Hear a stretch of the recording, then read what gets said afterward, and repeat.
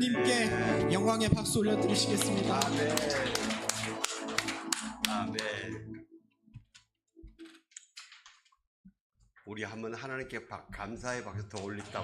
다른 아니고요.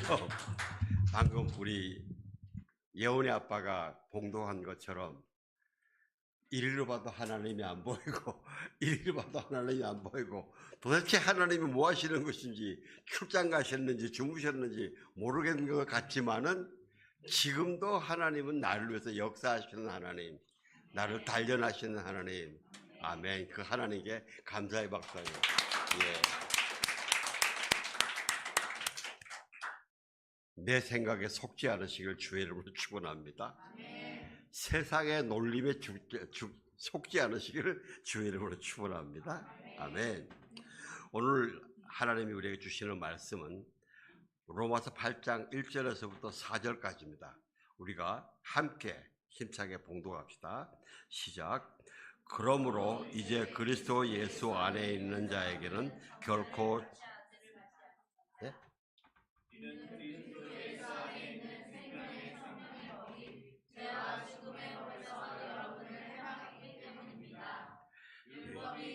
로 말미암아 하나님은 하시나니 곧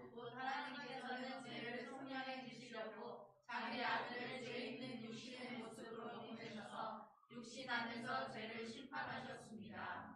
이는 육신을 따라 살지 않고 성령을 따라 사는 우리에게 율법의 요구가 이루어지게 하시려는 것입니다. 아멘. 저기 집사님 1절 한 번만 좀 띄워주세요. 1절요.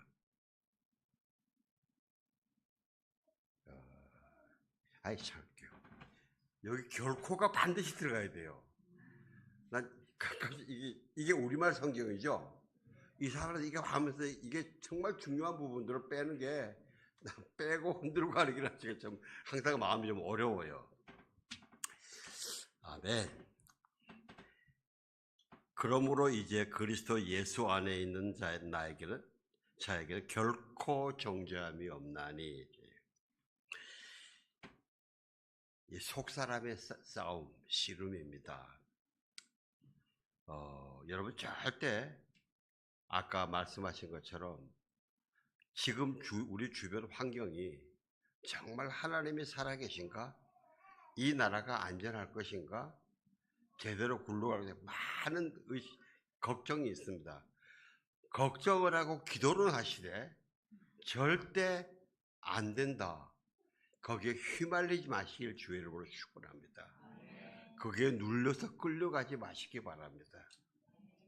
끌려가려고 내 마음이 끌려가는 것 같으면요 무조건 하나님 앞에 나가서 부르짖고 다 막 불안하고 소리가 다 쏟아내세요.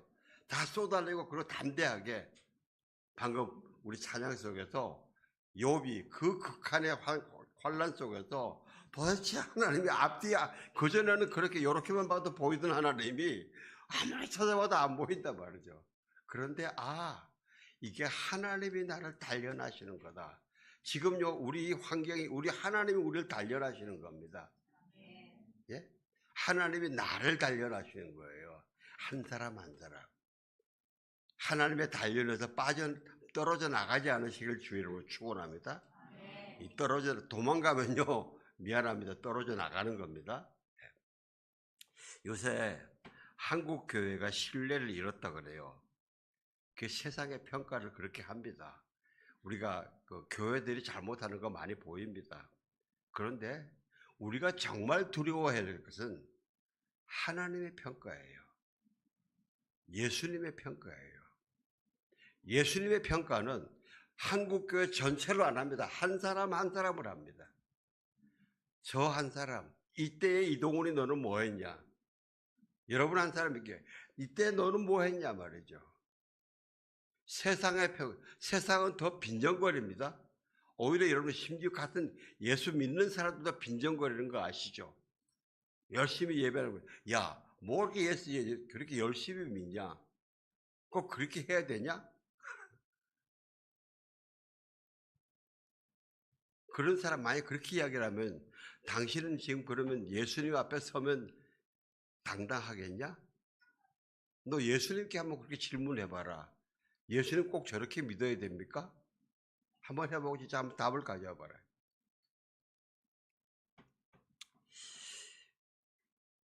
우리가 집중해야 될 분은 예수님, 하나님입니다. 하나님. 예. 로마서 8장 제가 우리가 한 번 더 하는데요. 왜냐하면 여기에 대한 평가가 참 귀한 게 많아요. 많은 신학자들과 설교자들과 선교 사역자들이 굉장히 높게 평가합니다. 로마서 8장을 복음 중에 복음이다. 능력 중에 능력이다. 이제. 또 어떤 분들은 예수 그리스도의 복음의 신비의 깊이에 놀랍니다. 또 많은 분들 사역 중에 아주 심각한 위기에 빠졌다. 심각한 위기에 빠졌다가도 이 로마서 8장에 있는 말씀으로 그걸 위기를 빠져나온 사람들이 굉장히 많습니다. 저도 그런 사람 중에 한 사람이 오늘 1절, 2절 우리 주변에 가장 가까운 분이 김진홍 목사님. 김진홍 목사님은 로마서 8장 12절 13절 그러므로 형제들아 우리가 빚진 자로되 육신에게 져서 육신대로 살 것이 아니니라. 너희가 육신대로 살면 반드시 죽을 것이로되 영으로서 몸의 행실을 죽이면 살리니. 이 말씀이 김진홍 목사님이 예전에 어디죠? 개펄 그건데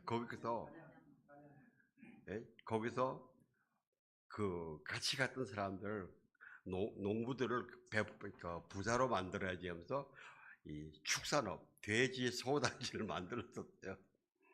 그러다가 돼지 파동이 한번 나는 바람에 아주 폭삭 망한 거예요. 그러니까 그 목사님이 보증으로 다 돈을 빌려가지고 살았는데 사람들이요 돈 깨지고 나면요 인정사정 없어요. 성도가 아니에요. 그래서 이 양반이 엄청나게 배신도 당하고 그렇다고 해서 이 돈이 좀 웬만한 액수라 해야죠. 갚을 가능성이 안 보이니까 이분이 남양만에 거기서 그분 고백이 밤에 자살하려고 남양만 뚝에서 매번 걸어 다니셨대요. 그런데 계속 주님이 주시는 마음은 목사가 성도들을 위해서 일을 하다가 빚을 지고 그렇게 고난을 받아요. 왜냐하면 이분이 낮에 예배 시간에 이 빚쟁이들이 와가지고 엄청나게 성도들 앞에서 폭행도 하고 수치도 당했거든요. 내가 이게 무슨 짓이냐. 자살하려고 그랬어요. 근데 그래서 목사가 주의 일을 한다고 하다가 자살로 끝내면 안 되잖아. 이러고 매번 그러다가 이제 내가 예수님하고 내가 승부를 짓겠다 이러면서 교회 옆에 골방에 들어가가지고 밖에 사람들에게 내가 여기서 하나님의 응답을 안 받으면 절대 살아서 안 나오나 문 열지 마라. 그러던 시대에 어느 성도님을 통해서 하나님이 이 말씀을 주신 거예요. 그래서 그분 고백이 그래요. 야, 우리가 빚진 자로 되게. 자기가 로마서를 그렇게 여러 번 읽었어도 그랬더니 이 빚진 자라는 이야기를 못 들어봤다는 이야기죠. 성경에도 빚진 사람 이야기가 있네. 그래서 이 말씀대로 하고 하나님께 돌아오면서 자기로서는 평생 갚아도 못 갚을 돈을 하나님이 하니까 2, 3년 만에 다 갚아버리더라 이거죠. 그래서 제가 그걸 생각하면서 오랫동안 제가 걸려있던 제 안에 있는 사단의 정죄, 저주, 외모 열등감 이거에 대해서 좀 나눠야 되겠다는 생각을 성령님에게 마음을 주었어요. 너는 너의 형제들 중에서 제일 못생겼다. 다른 형제들은 친가를 닮았는데 너만은 외가를 닮아가지고 너는 제일 못생겼다. 이거를요 내 이웃집 사람들이 얘기하고 우리 가족들도 나한테 그런 이야기를 해요. 근데 우리 아버지 집안은 좀 얼굴이 좀 길어요. 좀 길다요. 저는 이렇게 자리몽탕 이러잖아요. 이렇게 입이 퍼졌고. 그래서 우리 아버님 집안은 제 동생들은요 얼굴 그런 데를 봐줄만 해요. 근데 저는 진짜 봐줄만 하지 않거든요. 엄마 쪽을 닮아가지고. 거기다가요 머리통도 제가 머리 빡빡 깎으면 짱구 박사예요. 이게 막 이상해요. 완전 그리고 세모돌이고 세모돌이 짱구 박사예요. 어릴 때 국민학교 1학년에서 5학년 사이는 학교를 못 다녔거든요.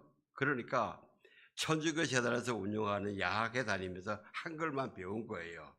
이렇게 놀 때 시간이 엄청나게 놀 시간 많잖아요. 집에 가봐야 먹을 점심도 없고 저녁도 없으니까 그렇게 열심히 들판을 돌아다니는 거예요. 들판에 다니면서 가을에는 메뚜기 잡아먹고 그리고 여름에는 개구리 잡아먹고요. 그리고 또 산으로 가면 칠기 있고 그다음 바닷가 그 옆에 바다거든요. 바닷가 가면은 헤엄치다가 이 바다풀, 파래, 김 이런 거, 그 앙장구 이런 거 잡아먹고 그래요. 그러고 다니니까요 얼굴이 새까맣게 되죠. 안 그래도 제가 지금 좀 까무잡잡하잖아요. 그때 그냥 돼지게 탄 거예요. 그때. 그러니까요 거울을 보기가 싫어요. 내 얼굴을 보기가 싫어요. 내 얼굴을 보기가 싫어요. 내가 봐도 세모돌이 짱구 박사도 감당하기 힘든데 새까맣게 타 있으니까 그게 나중에 이승만 대통령이 국가 발전을 위해서 문맹을 없애야 된다 그래서 국민학교를 다 의무 교육을 했거든요. 그래서 왜냐하면 민주주의를 하려면 국민들이 선거를 해야 되는데 뭘 알아야 되잖아요. 그래서 문맹을 없애야 된다고 해서 의무 교육하는 바람에 제가 이제 5학년에 입학 시험을 치고 들어갔어요. 지금도 입학 시험 때 틀린 문제를 제가 기억해요. 맞는 문제를 기억하고. 근데 하여튼 1년 반 학교를 다니고 졸업하는데 여러분 졸업 때 그 앨범 있잖아요. 우리 엄마가 그때 야 동훈아 너 앨범 하나 사라. 안 살래요. 왜? 앨범에 내 사진 까무잡잡한 그 얼굴이 다른 애들하고 나란히 있어 비교되는 게 보기도 싫은 거예요. 이건 나 너무 줘준 거예요, 이게 진짜. 그러다가 이제 중학교 갔죠. 중학교, 고등학교 때가 제가 다행히 하나님이 살 길을 열어주신 게 공부가 좀 됐어요. 공부 성적이 좀 좋았어요. 여러분, 우리나라는요, 다른 거 못해도 공부만 좀 하면은 뭐 웬만한 잘못 다 덮어주는 그 세상이잖아요. 그러니까 공부가 좀 되니까 거기서 뭐예요? 교만이 싹 드는 거예요. 공부가 실력이 올라간다고 내 안에 있던 열등감이 없어지는 거 아니에요. 거기다가 뭐냐면 외모에 대한 그러니까 그때부터 여학생에 대한 이 호기심이 막 이러네요. 호기심. 중학교, 고등학교 때. 국민학교 동창들이 동창회 하면서요. 걔들은 여학생들하고 막 어울려 막 놀아요. 근데 나는 못 놀아요, 거기 가서. 쟤들이 나를 보고 놀아주겠냐, 이러지. 그래서 이 녀석들이 동창회에서 몇 명 모이면은 이제, 같이 해수욕장 갔다 왔다.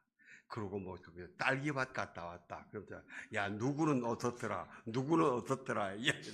야, 누구한테 호감 있는 거 아니니? 이렇게. 나는 그 속으로, 에이, 죽일 놈들, 나보다 공부도 못하는 놈들. 내 자존심 그걸 눌러보고 싶어도요. 겉으로는 이야기해도 내 속을 알아요. 왜? 그때 그 자존심, 공부 실력 좋다, 이거 힘이 안 돼요. 이 열등감이 있어서 깎여 내려가는 거냐. 제 속 사람이 제가 알아요. 제 아내도 아는데, 그때 제가 제일 멀리서 보고 바라보던 딸들 둘, 우리 동네 서울에서 이사 온 냉면집 딸하고, 우리 앞에 있는 문방구집 딸. 다 제 나이 또래인데 제일 부러운 게 뭐냐면요. 얘들 얼굴이 하얘요. 뽀얗고 너무 예뻐. 나는 감히 거기다 말을 못 붙이겠는 거예요. 연우 아버지 지금 얼굴이 뽀얗잖아. 그거 굉장히 자랑스러운 거야. 나 얼마나 부러운 줄 알아.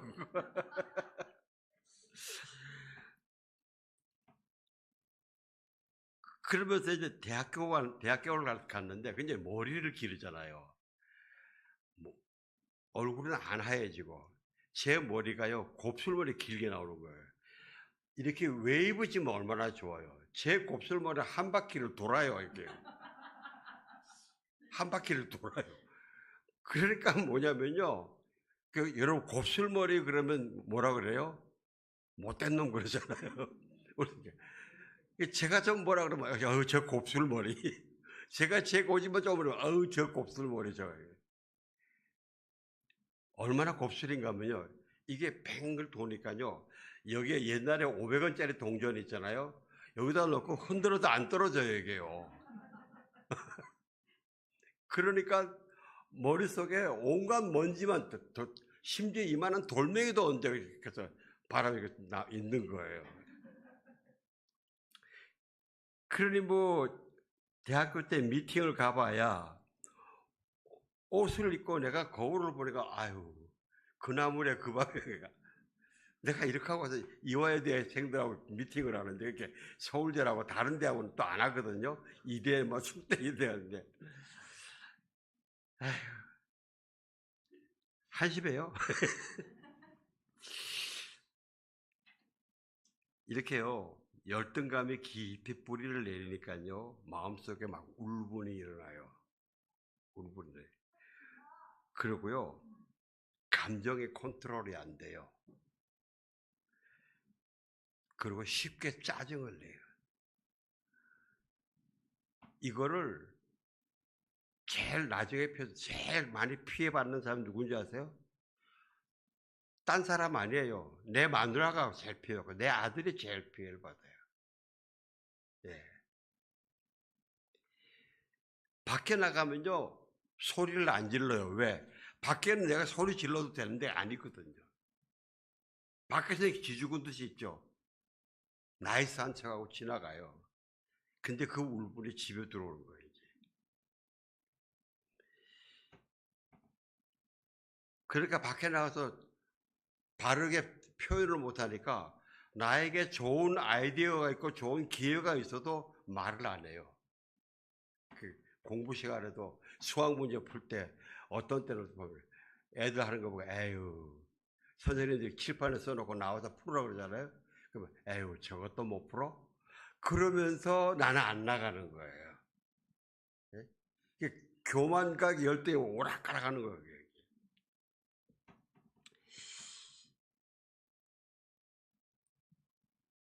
하나님이 좋은 것을 주셔도요 내가 그것을 인정하지만 바르게 사용하고 누릴 줄 몰라요. 제가 저희 부부 갈등의 많은 부분이 나의 이런 속사람에서 나오거든요.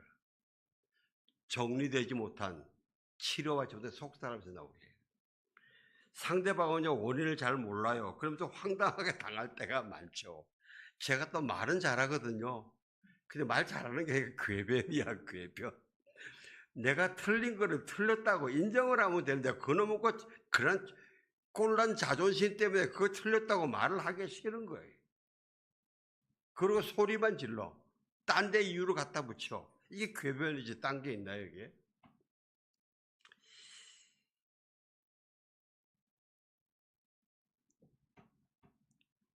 이 남자 우월 사상, 잘못된 자존심, 참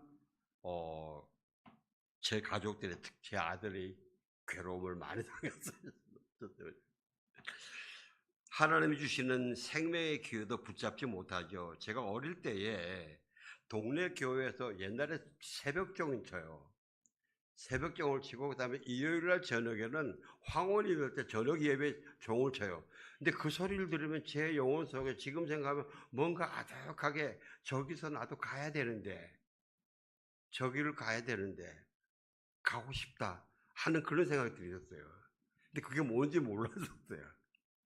근데 그래서 교회를 한 몇 번 가봤어요. 갔더니 이 자존심이 안 되게 거기 애들하고 막 손잡고 율도하고 찬양하잖아요.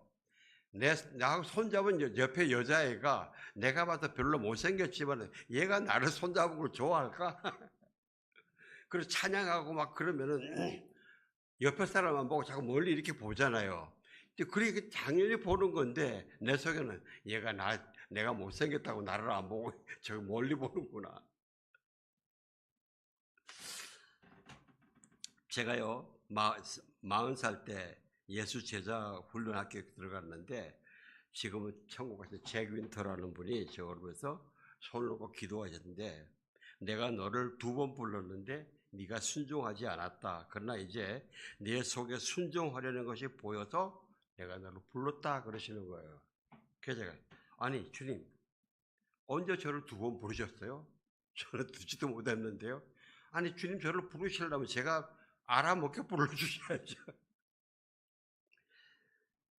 교만에 충만한 태도로 그렇게 질문했던 거예요.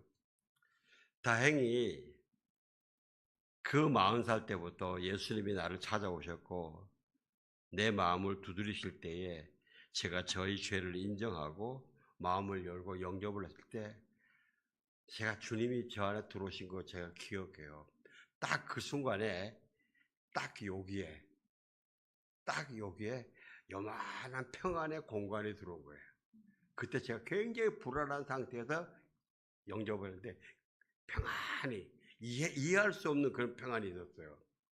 근데 제가 이 설교를 쓰면서 여기를 보고 지금 생각해보니까 이게 심장에 있는 데더라고요. 이게 심장에 있는데 제 심장에 예수님이 그때 들어오셨어요. 그래서 하나님 말씀 앞에 정직하게 내 마음을 열고 성령께 겸손하게 순종하기 시작하니까 그러면서 가족들에게 토해내고 점점 마귀의 참소를 잘라내면서 이게 마귀의 참소구나. 내 가족들의 이야기가 아니라 마귀의 참소구나 깨닫고 이제 잘라내기 시작했죠. 이제는 제가 그런 생각 제가 마귀에게 이렇게 이야기해요. 야, 내가 외가를 닮은 건 맞아. 외가를 닮아서 우리 친가보다 외모가 부족한 건 맞아. 그런데 그러다 내가 못생겼다는 거는 그거는 세상의 평가야. 네가 조작하는 평가야. 나를 낳게 해주신 나의 하나님 아버지는 그 평가는 달라. 그래서 예수 이름으로 너 안에 꺼져. 넌 이제 나하고 상관없어. 이제는요, 옛날에는 그 영화배우 예쁜 사람들, 남자들 잘생긴 사람들 있잖아요. 신성일이. 쟤는 왜 저렇게 잘생겨가지고 온갖 여자하고 다 노나? 이러고. 제가 옛날에 신성일이 엄청났거든요. 네? 여러분은 모르지만 그때 신성일이 아주 그랬어요. 사랑하는 성도 여러분, 혹시 여러분에게도 저처럼 자기의 속사람이 중요하게 흔들어대는 이런 저주나 그런 정죄나 그런 게 있으면요, 부인하지 마세요. 부인한다고 피해지는 게 아니에요. 덮는다고 피해지는 게 없어지는 거 아니에요. 오히려 그 속으로 더 골마 터져 들어가요. 직면하세요. 담대하게 직면하세요. 지금 아프더라도 창피하더라도 직면하세요. 그 저주의 정체를 밝히 드러내서 십자가에 못 박아버리세요. 가족들하고 나 때문에 제일 피해를 많이 입은 사람들하고 그걸 정직하게 이야기하기 시작하는 게 이미 치료에 들어가는 거예요. 혹시 두려움을 일으켜요? 무서워서 못하겠어. 야, 내가 이거 하다가 내가 바보 되는 거 아니야? 저 사람 나를 업신여기면 어떡해? 내가 그래도 남편인데, 내가 아버지인데, 제가 우리 아들한테 처음 무릎 꿇고 빌려고 그럴 때, 야, 이게 아버지인데 이게 쪽팔리는 거 아니야? 내가 우리 아들한테 책 잡히는 거 아니야? 이 거짓말로 공격해요. 혹시 의심할 수 있어? 될까? 안 될걸? 유달리 의심이 많이 나오는 사람이 있습니다. 유달리 두려움이 많이 나오는 사람이 있고요. 유달리 질투가 막 나는 사람도 있고 별의별 이유를 다 갖다 대요. 그런 사람에서 그게요, 내 생각이 아니고 마귀의 참소라는 걸 아시기를 주의 이름으로 축원합니다. 네? 내가 마귀에게 속고 있는 거예요.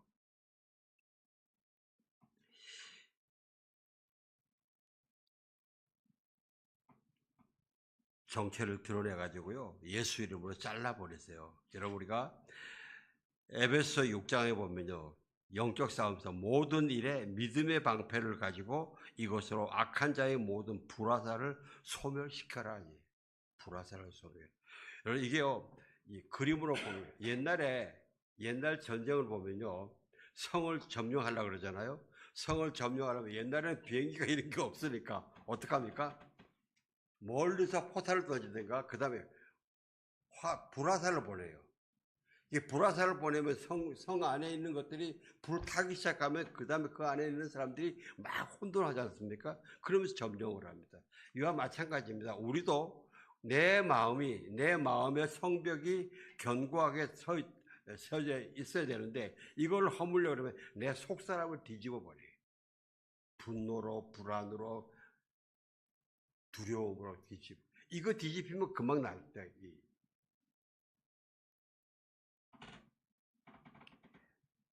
사도 바울도 그분의 평생에 이런 것 싸움을 싸웠어요. 그걸 다 승리했어요. 그 승리하면서 속사람을 세우고 삶을 세우고 사역으로 승리했던 거예요. 그래서 이걸 다시 한번 더 제가 설교하는 겁니다. 1절 한번 다시 한번 봉독합시다. 시작. 그러므로 이제 그리스도 예수 안에 있는 자에게는 결코 정죄함이 없다. 예. 이게요. 사도 바울의 삶의 실제에서 나온 거예요. 결코 없다. 결코 없다. 여러분이 결코 없다는 걸 꼭 마음에 새기를 바랍니다. 한두 번 넘어질 수 있습니다. 그런데 또 싸우면 돼요. 아, 내가 넘어졌네. 아, 나는 안 되나 봐. I'm sorry. 그게 또 속아 넘어가는 거예요. 아니야, 결코 없다 그랬어. 결코 없어. 이게 사도 바울이 자기의 실제 삶에서 경험했기 때문에 사도 바울만 특별히 믿음이 좋아서 그런 게 아니고 그 삶에서 실제 경험을 했기 때문에 결코 없다고 담대하게 이야기를 하는 거예요. 우리가 믿음도 말입니다. 믿음도 하나님의 말씀이 말씀이기 때문에 믿는데 그 말씀의 그 사건이 실제 내 삶에서 증거로 일어나면은 그 믿음의 선포가 훨씬 더 강해지잖아요. 그냥 우리가 말씀으로 그냥 내 인생을 하나님께 제대로 드리지 않고 아무것도 경험도 하지 않으면서 말씀이 이랬어 그러고 말씀을 선포해 보세요. 그거 약해요. 솜방망이밖에 안 돼요. 마귀들한테. 내가 그 말씀대로 살니까 와, 내가 공경에서 처했지만 그러나 하나님이 끝까지 나를 구해주셨어. 그러면서 나에게 믿음의 막대기가요, 솜방망에서 점점 강한 철몽동이로 변하는 거예요. 사도 바울이 하나님의 능력에 대한 믿음과 신뢰도 있었지만은 자기의 삶에서 실제 이루어진 경험, 간증이 쌓였기 때문에 결코 예수 그리스도 안에 있기만 하면 있는 사람에게는 결코 없다고 선포하는 겁니다. 다음에 2절 좀 띄워주실래요? 시작. 그리스도 예수 안에 있는 생명의 성령의 법, 죄와 사망의 법에서 너를 해방하였습니다. 왜냐하면 그리스도 예수 안에 있는 생명의 성령의 법이 죄와 사망의 법에서 너를 해방하였다 그러는데요.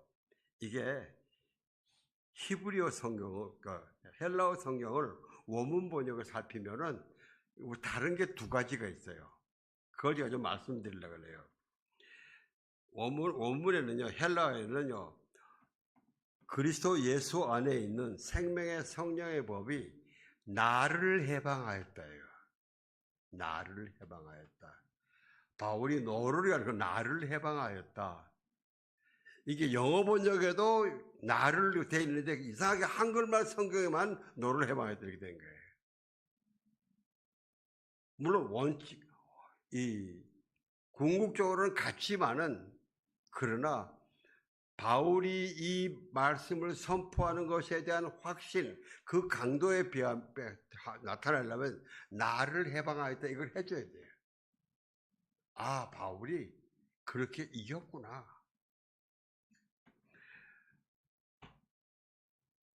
그 다음에 해방하였다. 이게 해방하였다는요, 헬라어 동사의 그 용법을 좀 배울 필요가 있는데, 과거에 어떤 한 시간에 이루어지고 완결되고 그 이상은 아닌 것, 이게 아니에요. 과거에 어떤 한 시간에 그렇게 이루어지고 그 이후에도 필요 때마다 내가 선포하면 계속 일어난다, 해방된다, 해방하신다. 이게.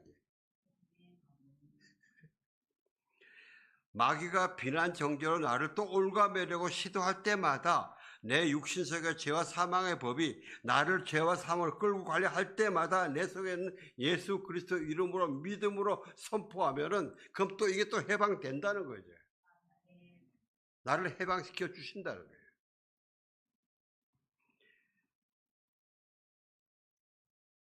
여러분, 저는 여러분 그랬어요. 예수 그리스도의 이름으로 여러분 속에 있는 이 마귀의 불화살을 끄는 경험을 하시기를 주의 이름으로 축원합니다. 여러분 속에 주일날 예배하러 올 때라든가 예배의 장소에 앉았다든가 기도 모임을 한다든가 할 때 특별히 부정적인 생각을 하잖아요. 나오잖아요. 그거를 예수 이름으로 대적해 보세요. 실제 끊어집니다.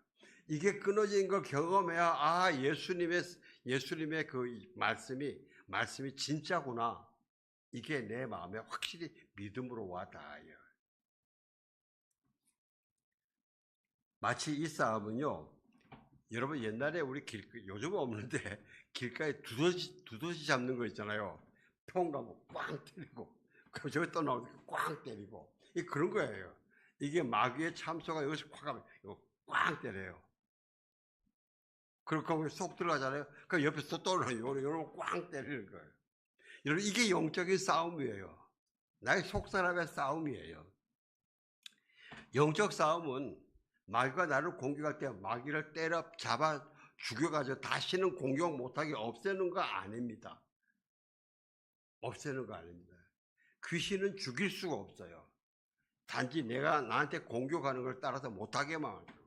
그리고는 여러분 에베소 6장에 보면요, 마귀의 계략에서 설 수 있도록 stand firm, 우리가 거기에 서서 넘어지지 않고 당당하게 바로 서는 게 우리 영적 싸움의 목표예요. 서서 계속 싸우는 거예요.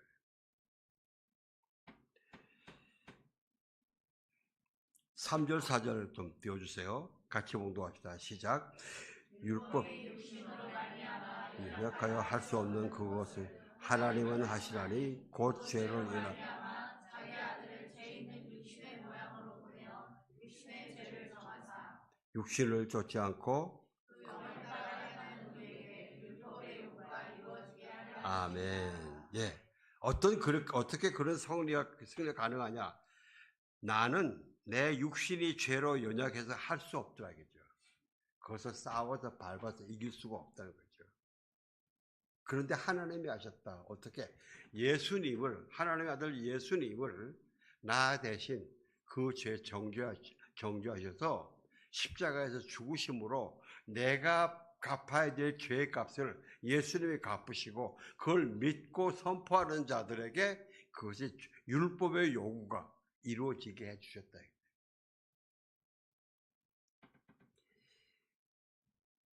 그래서 그 믿음, 아까 그렇죠? 믿음의 불화살을 어떻게 끈다니까 믿음의 방패라고 해서 믿음. 내가 하나님의 말씀으로 선포해도 그 말씀에 대한 믿음이 없으면 안 돼. 그래서 하나님 나 믿음을 키워주세요. 성령님 나 믿음을 세워주세요. 믿음을 강하게 해. 여러분 믿음을 강하게 되실 주의 이름으로 축원합니다. 예. 사도 바울에게 이런 공격들이 굉장히 많았습니다.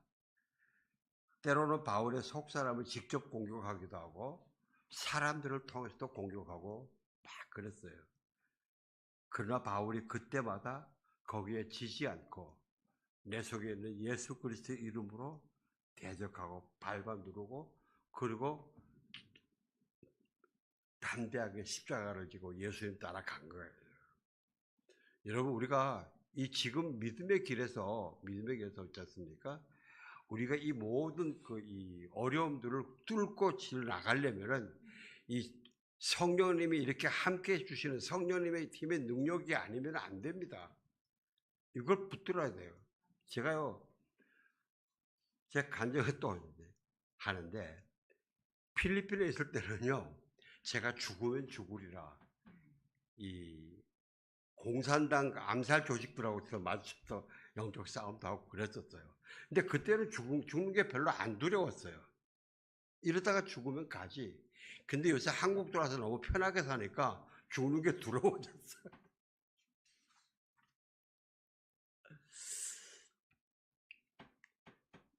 사랑하는 성도 여러분, 사도 바울의 그리스도 예수 안에 있는 자에게 결코 정죄함이 없다는 이 확신의 선포가 여러분 한 분 한 분의 심령에 새겨지시길 주의로 축원합니다. 우리 마누라가 하니까 나는 괜찮을 거야. 정말. 예?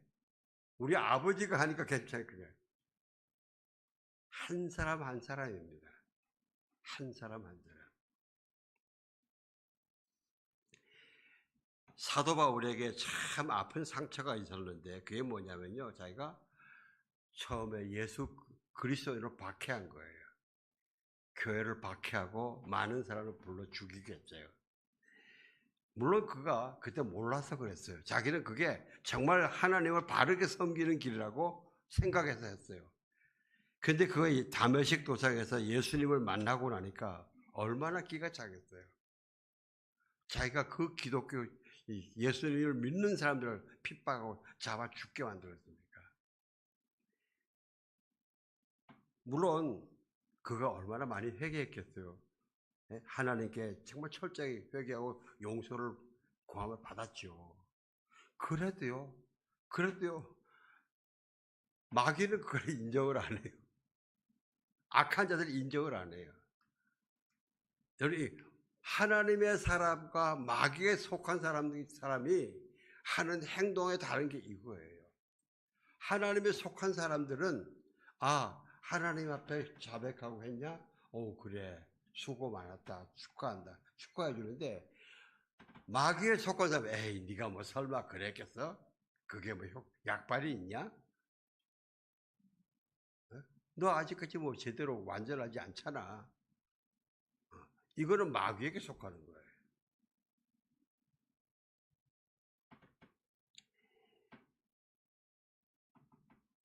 바울의 사역을 방해하는 사람들 보면요. 비난했던 사람들이요. 유대인이 제일 심하게 했어요. 또 유대인 다음에 또 어떤 유대인이 반대하는 거는 그래도 바울이 이해가 됐어요. 그런데 유대인에 있다가 예수를 믿는다고 그리스도인 된 사람들이 있어요. 된 사람들이 있는데 그 중에서도 된 사람 중에서 어떤 리더라고 그러는 사람들은 예수님의 복음에 대해서 온전하게 인정을 안 해요. 아직 옛날에 그 유대인들이 하던 할례를 받아야 된다고 할례파가 있어요. 어떻게 예수만 믿고 바로 구원받냐? 그래서 우리가 유대민족들이 오래 지킨 할례도 받고 이래야지. 이 바울이 이 싸움을 엄청나게 했어요. 근데 그들이 뭐냐? 바울은 예수님의 사도가 아니야. 예수님의 12제자 있을 때 바울이 거기 없었어. 예? 그러니까 바울이 전하는 메시지는 오리지널이 아니야. 정통성이 없어. 내가 예루살렘에 있는 사도들하고 같이 교제하고 하다가 왔기 때문에 제가 전하는 복음이 더 정통성이 있어. 그리고 또 바울은 그가 처음엔 지금 예수님을 전하는 척 하는데 예수님을 핍박한 사람이야. 예수 믿는 사람들 다 잡아 죽였어. 우리 기독교의 처음 순교자가 누구냐? 스데반이지 않냐? 스데반이 돌 맞아 죽게 하는 바로 그 자리에서 찬성한 게 바울이야. 물론 바울은 거기에 묶이질 않아요. 왜? 분명히 내가 하나님께 회개하고 용서받았을까. 근데 바울이 정말 마음 아픈 건 뭐냐면은 그 사람들이 그렇게 하고 떠들고 다니니까 아직까지 복음을 제대로 잘 모르는 그리스도인들, 네? 이런 사람들이 복음을 믿으려고 그러는데 어느 게 진짜인지 모르잖아요. 아직까지. 그 사람들이 복음의 능력에 제대로 못 들어가는 거예요. 너무 가슴 아픈 거예요. 마치 여러분 보세요. 우리 부모들이 우리 아이들이 부모가 올바르게 양육을 하고 싶어 하시는데 어디 나가서 친구들하고 놀고 들어와서 친구들하고 딴 사람 말하는 거 사상 가지고 옳은 척하고 이야기를 할 때 부모 속 터지잖아요. 네.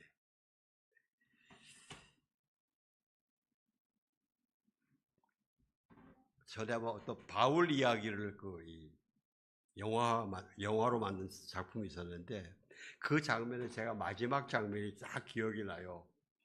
바울이 이제 자기 목을 잘리는 성으로 목을 이렇게 대고 있는데 환상 속에서 그 바울이 옛날에 자기가 죽였던 그 사람들 있잖아요. 그 애들하고 걔들이 막 바울을 환영하면서 이렇게 오는 거. 그러니까 바울이 그때 편안하게 안식하는 미소를 지으면서 마지막을 맞이하던데요. 저는 그게 맞다고 저는 믿어요. 성경에는 없지만 이렇게 올바른 상상을 했다. 왜? 하나님이 바울이 일생에 제일 미안한 게 그 사람들 아니겠어요? 근데 그 사람들이 천국에서 바울 사도님 우리 이렇게 재밌게 지나고 있어요. 반가워요. 수고 많았어요. 이러고 하고 올 때에 그 미안한 마음이 다 사라지지 않을까요? 저는 그래서 맞아. 바울이 그렇게 죽을 때는 예수님이 신방 오시는 것보다 그 사람들이 그렇게 신방 오는 게 정말 멋있었겠다. 사랑하는 성도 여러분, 이렇게 사단의 속삭임, 거짓말, 공갈, 협박에 혼돈되지 않고 끌려가지 않고 그걸 예수 그리스도의 예수 이름의 권세로 잘라 없애버리고 그리고 생명의 성령의 법으로 살아가는 게 이게 나의 속사람의 씨름이에요. 이게 나의 속사람의 씨름이에요. 속사람이 건강해지는 거예요.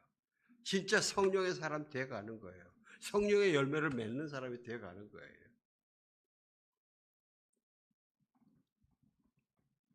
에베소에서 바울은 다시 그럽니다. 예수 그리스도의 가르침은 거짓된 욕망을 따라 옛 습성을 쫓아 쏟고 있는 옛사람을 버려라.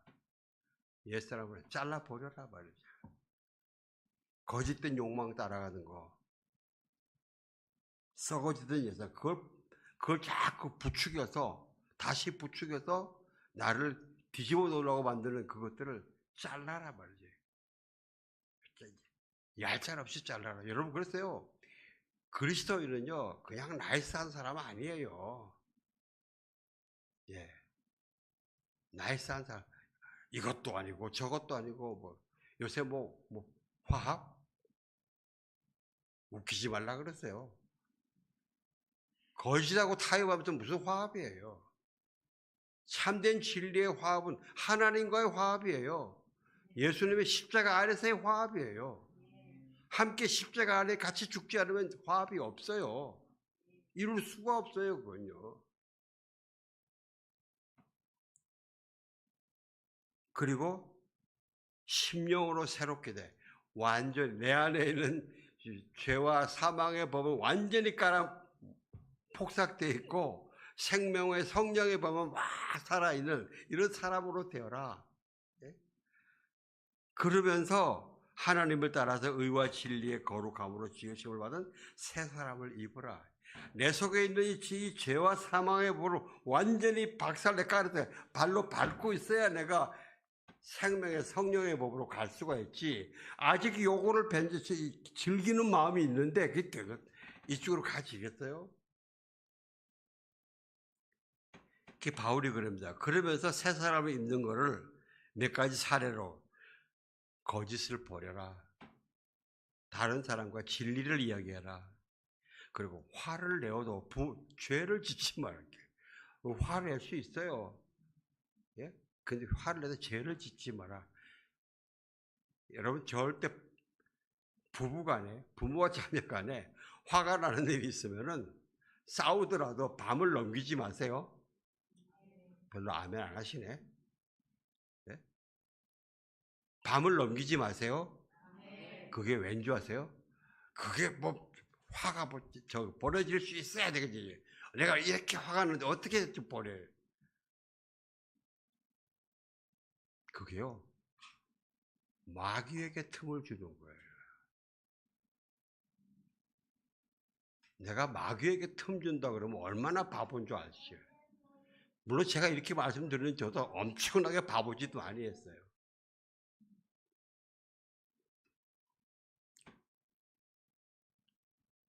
그리고 어떤 말을 해도 다른 사람을 세워주는 말을 해요. 깎아내리는 말 하지 말고요. 그러면서 바울은 그럽니다. 하나님의 성령을 슬프게 하지 마십시오. 여러분 안에 하나님의 성령 계세요?